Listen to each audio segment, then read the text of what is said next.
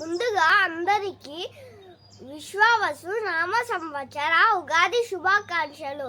తెలుగు వారు ప్రత్యేకంగా జరుపుకునే పండుగల్లో ఉగాదికి అగ్రస్థానం ఉంటుంది.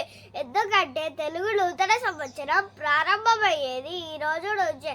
హిందూ పంచాంగం ప్రకారం ఏటా చైత్ర శుద్ధ పాడ్యమి నాడు ఉగాది పండుగ జరుపుకుంటారు. ఇంటి గుమ్మాలకు మామిడి తోరణాలు కట్టి అలంకరించి ఇంటి ముందు ముగ్గులు వేస్తారు. వసంత లక్ష్మిని స్వాగతిస్తారు. ఈ ఉగాది పండుగ రోజున అందరూ తలంటు స్నానాలు చేసి కొత్త బట్టలు ధరిస్తారు.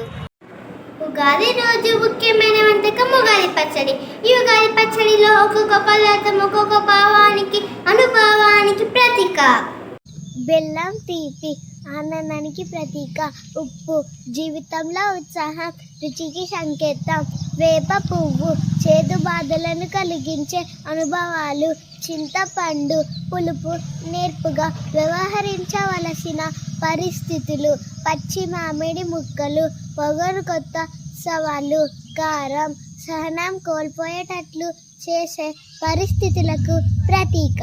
తెలుగువారు ఉగాది నాడు పంచాంగం శ్రవణం జరుపుట ఆచారంగా వస్తుంది. పంచాంగ శ్రవణం అంటే 5 అంగాలు అని అర్థం. ఇందులో తిథి వార నక్షత్ర యోగం కరణం అనే 5 అంగాలు ఉంటాయి. ఈ 5టిని వివరించేదే ఈ పంచాంగ శ్రవణం.